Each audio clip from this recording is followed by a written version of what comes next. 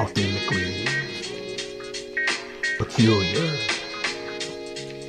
authentically peculiar, authentically peculiar. Authentically Peculiar with Marcia. Welcome to Authentically Peculiar with Marcia, Season 3. I am so elated that we are going to be able to interview multiple guests as we are discussing the year of self. During this year, we're going to talk about financial wellness, mental wellness, emotional wellness, the journey to authenticity, overcoming trauma, and so much more. So stay tuned. Go ahead, like, subscribe, share, and even comment on Authentically Peculiar with Marcia on YouTube, Facebook, Instagram, and of course, you can check it out on Apple, iTunes, and Spotify. Take good care. We'll see you. Welcome back to Authentically Peculiar with Marcia. I am super excited with, I'm going to say my baby, but with the baby that's here with me today. And the reason why I'm saying my baby is because she is my little cousin.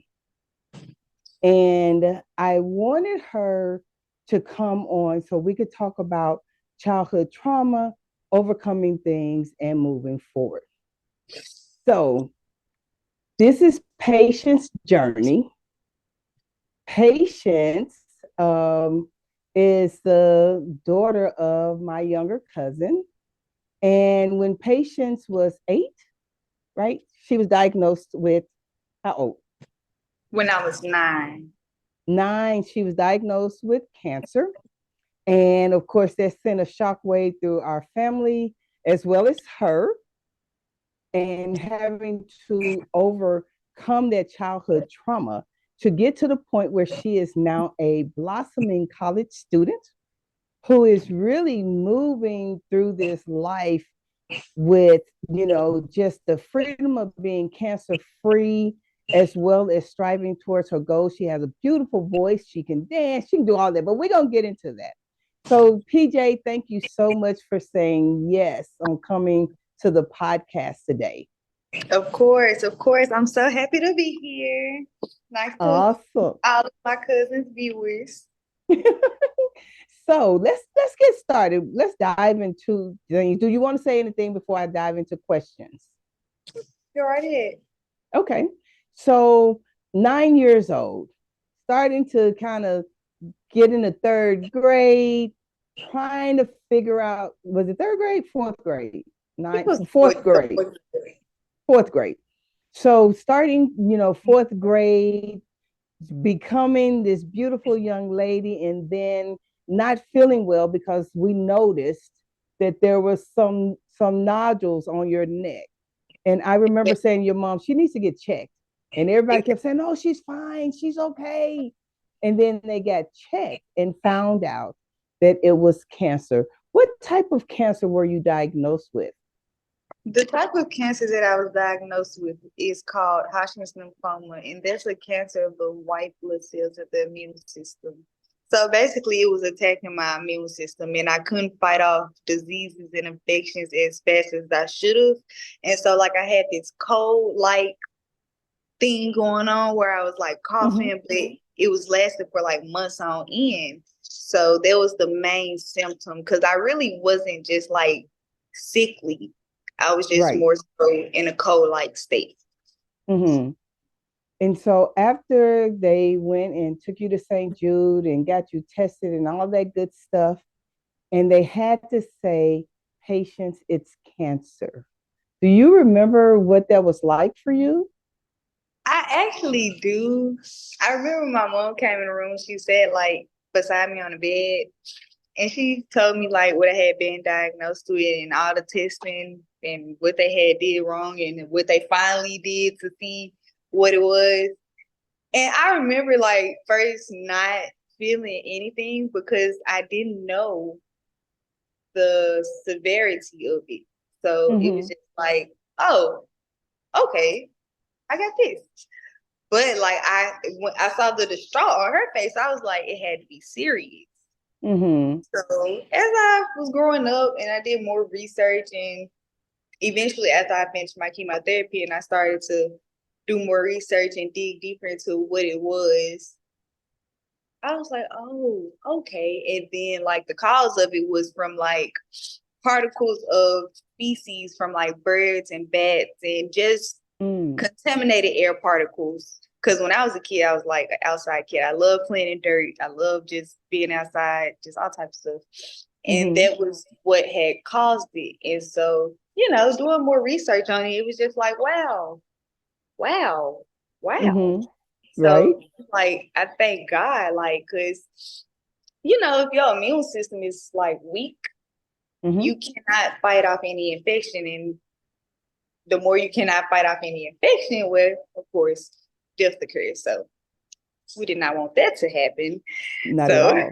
I thank God for that every day. Amen. And I do too. I remember when the family did the scarf and hat campaign after your chemo and you lost your hair. Can you talk a little bit about what that was like for you? Oh my God. Losing my hair was like that. Now that was what hit me the hardest, because that's when I really realized like this is something like, how can I say?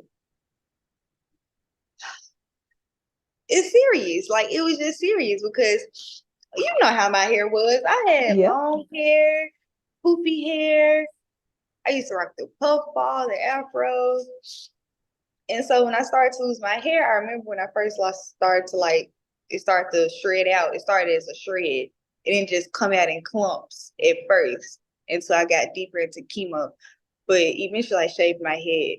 But when it started to shed, it just was like, my hair's never done this. I don't know how to react. I was just like, Mom, my hair is coming out. My hair's coming out. She was like, yeah, that's good. That's going to happen. And I was just like, whoa. So it means I'm really going to be bald. Like that's when the realization just started to hit. Like I'm really going to be bald. Like I'm going to go to school. Like I don't know what people going to think. Like mind you, this is 3rd, 4th grade. So I'm like, oh my God, what are my friends going to think? I'm going to be having a bald head. But of course, eventually, like when I did get the bald head, we had alternatives like cute hats and stuff like that. So that was the fun part about it. Like wearing different types of hats and scarves and wraps, just expressing my fashion in different types of ways and going to school and people were like, I wonder why she has this scarf on. And me as a 4th grader, not having to explain like, I had to go through this, I had this surgery, got diagnosed with that. So just telling them like, oh, this is the way to express my fashion.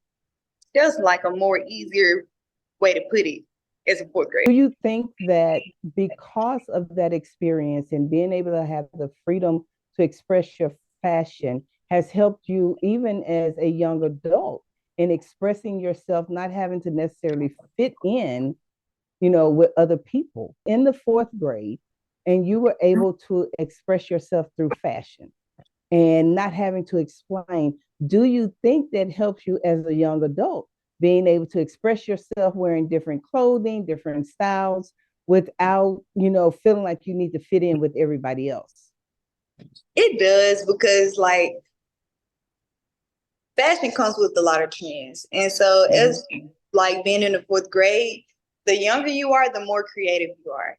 So being able to express that at such a young age, and as you grow and you learn and I don't know, you collect more knowledge about who you are and what you want and what you envision for self, it kind of helps you visualize that fashion. So I don't know. Sometimes I express fashion some days off emotion. I could be feeling happy, and sometimes happy colors are like yellow and bright colors, vibrant.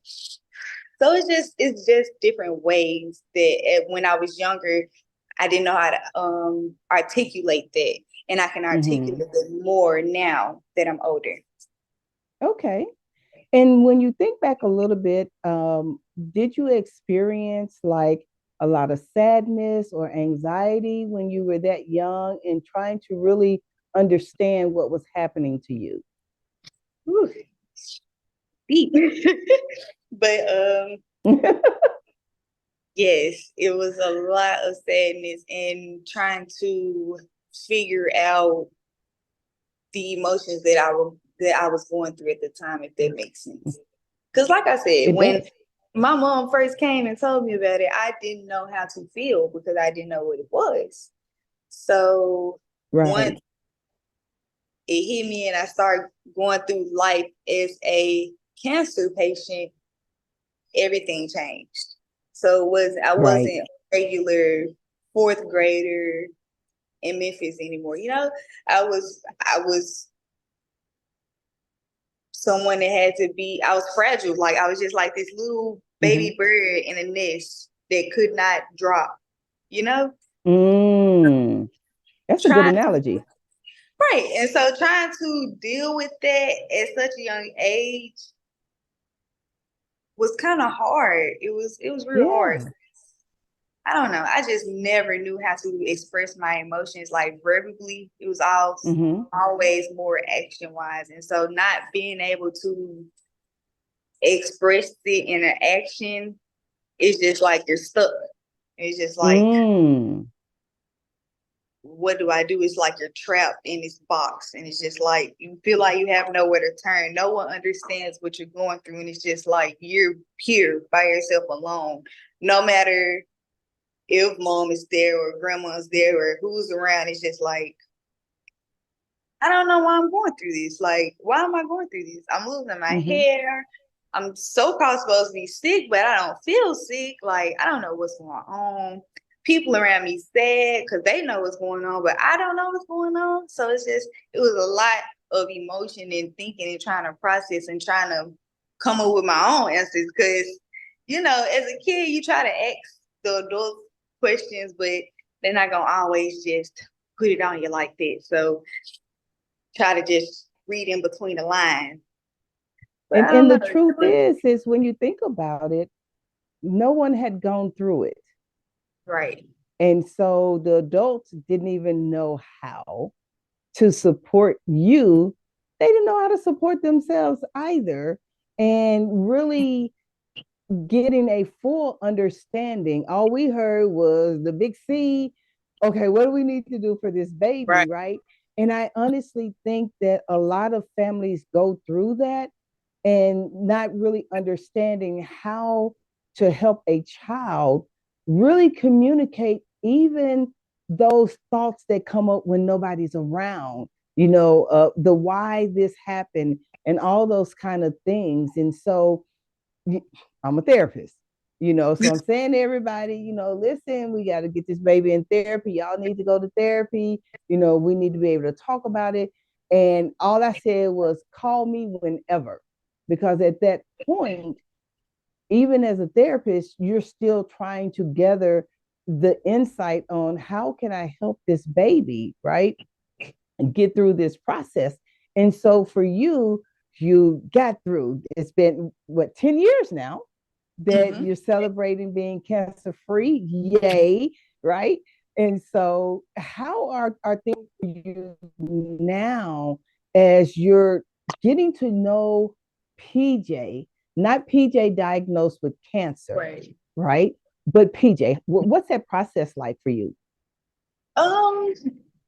It varies. Honestly, it varies. Like some days are high, some days are lows, some days are in between, but most days are highs. For the most part, they are highs. But as far as getting to know myself, it's a beautiful experience. Like getting to know myself, getting to know what I like, what I want for my life, and just knowing how to like cope with my emotions. Like I said, that's been one of my biggest things, just trying to contain how I deal with my emotions and finding better ways to go about them.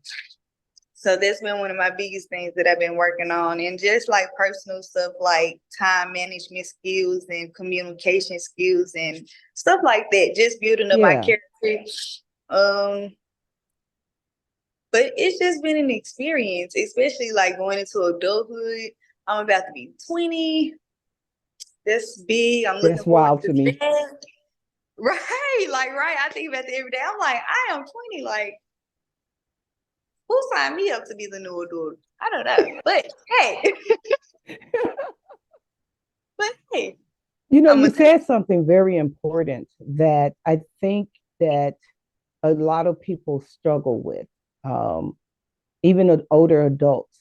When we are young people, when we're children, and we hadn't found a voice to express who we are and how we're feeling about things, when we become adults, we're still stuck in that child space because no one ever gave us true permission to talk about how we feel and to help teach us, how to say, I don't like that.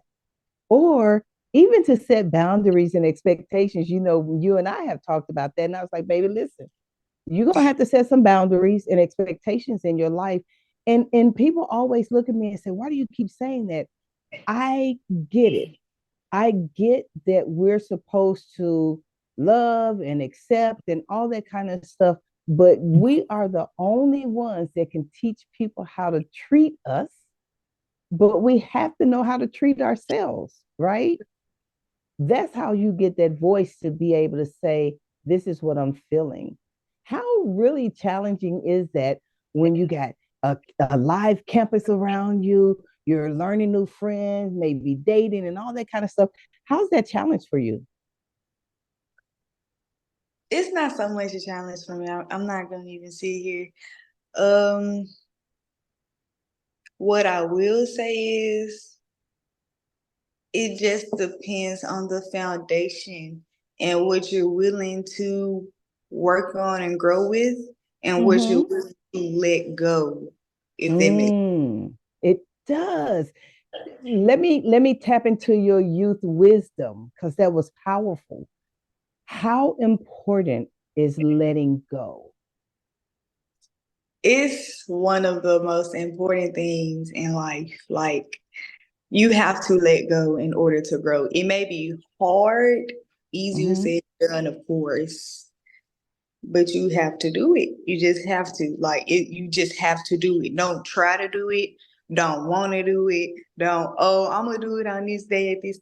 Just do it. And then the more Mm-hmm. you do it, it becomes a routine. But you have to do it. Like you have to let old habits go, old ways go, old people go, old friends go. You have to let all this stuff go because you can't take all that baggage into the next chapter of your life because it's Yeah. not meant to be, you know?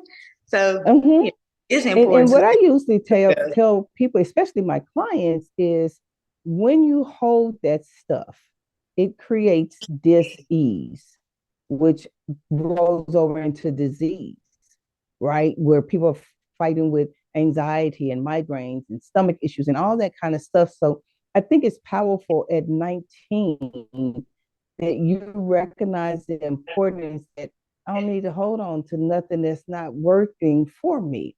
I can let it go. It's difficult, but I can choose to let it go and I can choose how I want life to move for me. Right. That's pretty powerful, young Yeah, lady. because you just have to like take a step back sometimes and just look at everything that's going on around you and just see because it's all in front of you. Like no matter if someone sits here and tell you or someone shows you, you just have to want it for yourself. And that's what I was about to say the first time. It requires a lot of self-discipline to just sit down and just be like, I Mm, need to let this go. I need to do this in order to go here. I need to become this to be that. So that requires a lot of self-discipline within yourself to want to be able to do that. And to have people around you that wants that for you only mhm. enhances it amplifies. So it's a win-win situation. Yeah, I love that. Having the people around you to help amplify and help you grow is really vital. How did you or how do you make the determination as a young person, like the characteristics of people that you need around you? Conversation. Conversation tells me a conversation tells me a lot about people before I even ask questions. I may ask a couple questions just to dig a little bit into your brain, but Mm-hmm. conversation goes a long way. So off like with starters, if you cannot hold just like a general conversation with me, Mm-hmm. 9 times out of 10, you're probably not someone that I'm gonna just be talking to. But that's not to take away from your character. That's just you're not someone that's supposed to be in my space, if that makes sense. And I love and that. and that's not to sound like cocky or anything. That's just me knowing what I need and who I need around me in order to flourish.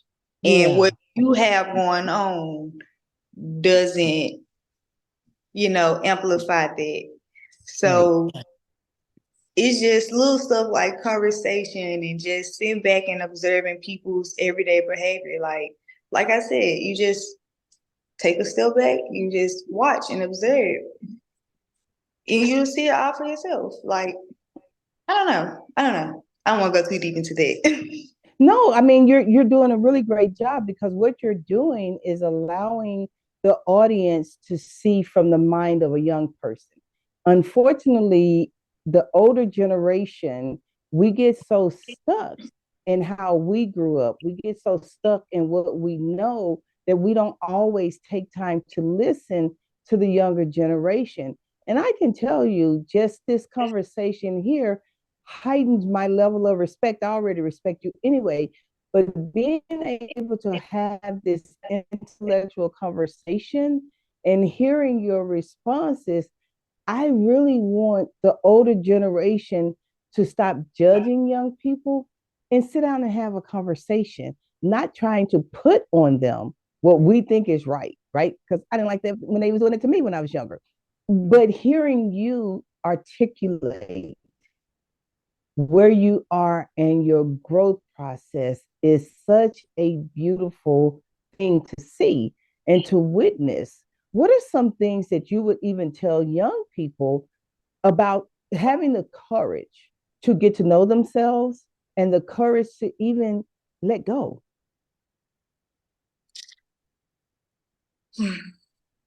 Let's see.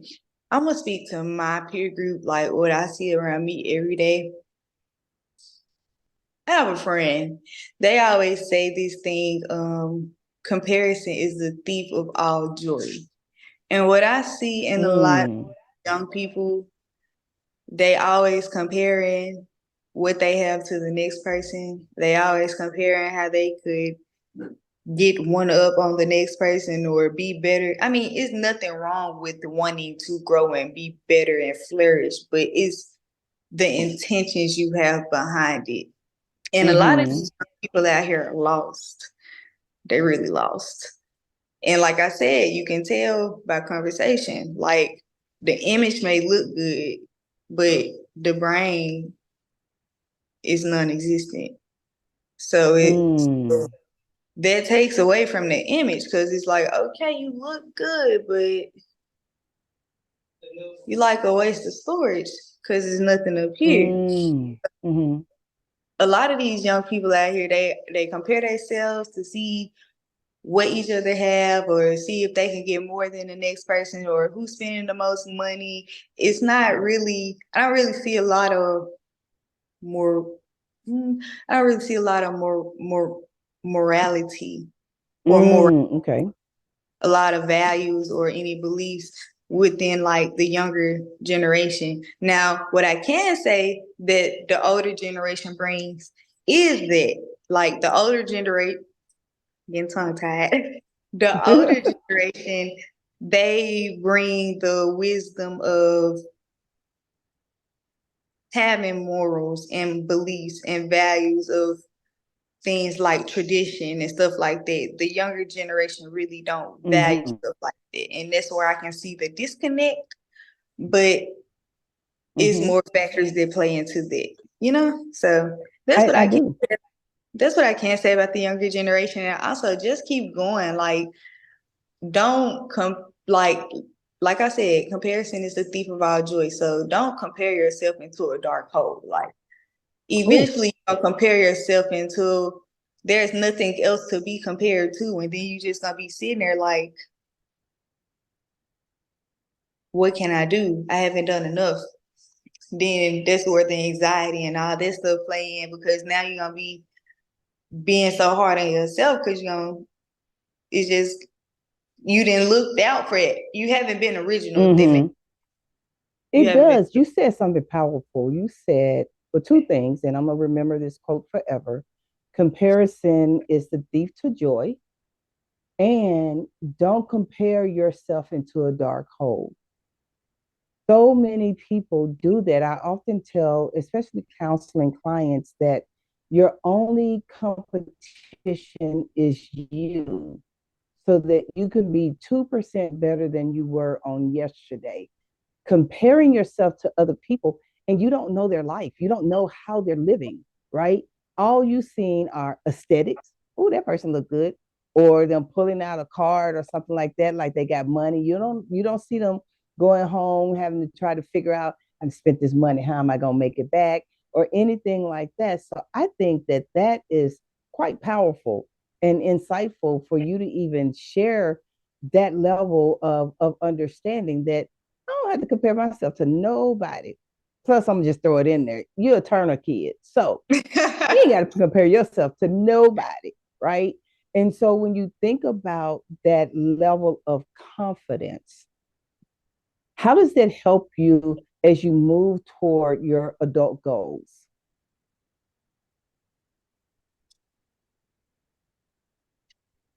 When you ask that, are you asking like, how does the confidence itself help me move Mm-hmm, toward goals? Okay. mm-hmm. Um, that confidence alone, like, it just gives you a yearning urge to want to just keep growing and learning, if that makes sense. Like, It just keep does. getting better. Like, once you see the results, like once you start seeing like the results you get from the Mm-hmm. work you've been putting in, you're gonna want to keep going harder. So it's just like, why stop now? And you have like all this potential to keep going. Like, Yeah, what's the word? Don't be complacent. yeah, yeah. Don't get complacent. Complacent is a thief as well. Complacency is a thief to your future endeavors because you can get stuck. And that's not a place where you want to be. So, yeah, man, listen, girl. And I'm saying girl because, I'm way older than you. But out of no disrespect, you are such a wise, beautiful young lady. Thank And you. I am so grateful for you saying yes, because I know you could be doing so many other things, including trying to tell me how to push this podcast further in different platforms. But I just want to say thank you, for taking this time out and really sharing your experiences. If you could encourage anyone that has gone through any form of trauma in their life, what would you say to them? I actually wrote down a couple things. Okay, One of the girl, if main you ain't like your cousin, look, am I holding no back? I But no, love it. but no, serious. One of the main things that I wanted to touch on about that was not to dwell on the negative things in life. Learn to find the positive within. Mm-hmm. And when I say that, it's like, don't sit and think about all the bad things that's happening to life, that's happening in Mm-hmm. your life. Like, find positive stuff to hold on to keep you anchored. Because if you sit there and let the negative consume you, then eventually you're just gonna be consumed, if that makes Yeah. sense. Mm-hmm. Mm-hmm. You become So, what you think, and if that's negativity, that's what you're going to become. right. So Mm-hmm. always find positive in whatever situation that life throws at you. Like, that's the main thing. Like, people don't understand. Like, God is gonna throw tests at you left and right. It's about what you do when those tests are being thrown at you. So just always find an anchor. Don't get out of your character. Just find an anchor. It's gonna be okay. Yeah. Another one that I wanted to touch on was knowing enough is enough. A lot of people beat themselves up every day about like what I said, what they ain't doing, what they should be doing. Oh, they doing this, so I should be, knowing enough is enough. Take breaks. Don't sit here and just beat yourself up every day. Don't let other people make you feel like you're not doing enough just because of something that they doing or something that they not doing. It's just your body, and plus that's another thing. Your body is gonna tell you when enough is enough. Like, you sit here, you're gonna overwork yourself. Your body is gonna let you know when enough is enough. That's all I'm saying. Love it. One more thing. I don't know if this answer is gonna fit this question, but this is something that I also want to just touch on, because a lot of people feel like they always have to go out and find answers or closure within others, which is not a bad thing, but self-reflection is the best reflection, and it goes quite well with a little bit of quality criticism.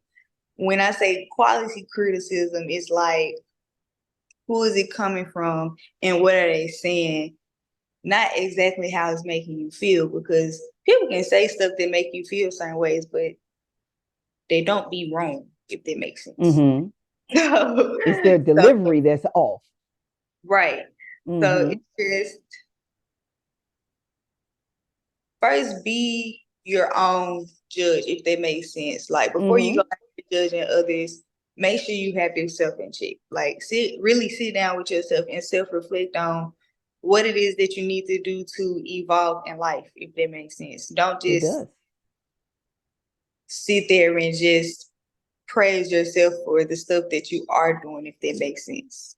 Becoming your own cheerleader is what I hear you saying. Right. And it's also good to have good quality people to give you good quality criticism about stuff that you should or need to be doing in your life to make yourself better, if that makes sense. It does. Wow, those are so power packed. Really making you accountable for you, not trying to become other people, and owning who you are, right? With the ability to say, I see you. I don't need to be you, nor do I need your permission or approval to be my best self. Right. That's so powerful. Those are 3 great points. I can't even wait to go back and review it so I can put those points on the screen, because they're going to speak so much volume to people in all ages. Like, literally all ages. I don't even see an age restriction on anything that you said. It's just really showing a high level of wisdom. And wow, I'm almost speechless, PJ. Oh my God. I get speechless. It's just so powerful, and it's so beautiful though to hear the words out of such a young person. Just really, I don't get speechless often. I honestly don't. And for you to have me sit here tongue tied is really messing my head up, because the wisdom that you just spoke, it speaks volumes about your character. It speaks volumes about your growth. And being able to share that, it was almost like you were afraid to say, hey, I got something written down that I really want to be able to say, right? But you did it. And wow, just wow. I'm so proud of you. I'm so proud of the young person that you're becoming as you continue to, embrace 20 years. Oh my goodness. I just cannot believe that. So what are some of your future goals? My future goals as of now is just getting my degree. getting a car. Mm-hmm. And then as of right now, that's really much it. That's all I've been really just working on. Passing all Okay. my classes, of course, Yes. getting more scholarship, more free money, because y'all know. Hmm. But no, those College definitely all I've been costs. concerned with. Yeah. The Okay. classes cost. Okay. The classes themselves cost. Yeah. Absolutely. Absolutely. I just want to say to the audience, as you listen to this episode, take heed to the voices of young people. They do have something to say. Just because you've been on this planet longer than them doesn't mean you know it all.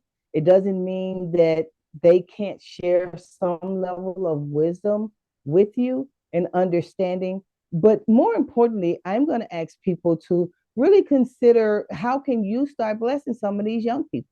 How can you be present in their life and helping them as they go through? To me, that's what's really important. I'm not one of those who will blast what I do, because I don't care that people know what I do. I don't want them to know. But at any moment, if I see a need, it's just like, yo, where I need to send this to. Sometimes adults, y'all need to do that. Y'all just need to do that. Help these young people. Don't want to see them struggle, because we had to struggle, especially if you can afford to do that. So that's my plug on. Y'all better start helping these young people out. They don't need to go through that stress. But I just want to say again, thank you so much, baby, for taking this Sunday out for us to record, and shoot me that platform again that you want me to send the podcast to, so I can do that as well.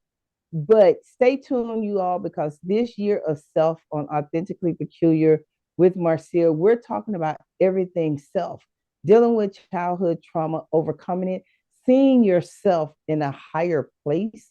Until next time, don't forget to like, follow, and share. And PJ, any last words before we get out of here today?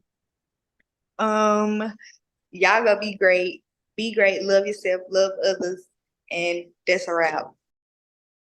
That's a wrap. I love you, baby girl. I'll talk to you later in the week. You all take good care. And again, thanks for checking out Authentically Peculiar with Marcia.